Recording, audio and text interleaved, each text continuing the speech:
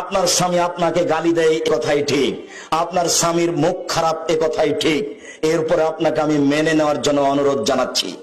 আপনি সপ্তাহ সপ্তাহ তার সাথে কথা বলবেন না, মাস মাস তার সাথে কথা বলবেন না। যদি এক গ্লাস পানি চাই, তাহলে পানি নিয়ে এসে ঠেকস করে সামনে রেখে দিয়ে হেঁটে চলে যাবেন। এটা ঠিক নয়।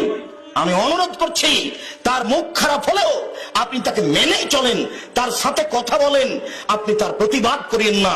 ও গালি দেখ, ও মারুক, আপনি চুপ থাকেন, আপনি তার প্রতিবাদ করিয়েন না। সংসার ভালো হবে। আমি আব্দুর রাজ্জাক বিন ইউসুফ, আপনার দিনী ভাই, আপনাকে অনুরোধ জানাচ্ছি, আপনি স্বামীর সাথে কথা বলেন, স্বামীর সাথে ভালো হয়ে চলেন। আপনার জন্য জান্নাতের সব দরজা খোলা। শেষ পর্যন্ত যদি আপনি মনে করেন যে আমার স্বামীর সাথে চলবেই না, তাহলে ঝুলন্ত না থেকে আপনি তাকে খোলা তালাক করে দেন। যে কোনো স্বামী মহিলা খোলা তালাক করতে পারে। সে কোটি টাকা দামের চাকরি করলেও, সে বড় পরহেজগার হলেও, যে কোনো সময়ে যে কোনো মহিলা স্বামী থেকে পৃথক হয়ে যেতে পারে। চেয়ারম্যান মেম্বারের মাধ্যমে, দায়িত্বশীলের মাধ্যমে, কোর্টের কাজের মাধ্যমে পৃথক হয়ে যেতে পারে। তার নাম খোলা তালাক। আপনি খোলা হয়ে যেতে পারেন, কিন্তু এই ঝুলন্ত অবস্থায় মাস মাস কাটাবেন, এতে পরকাল হারিয়ে যাবে।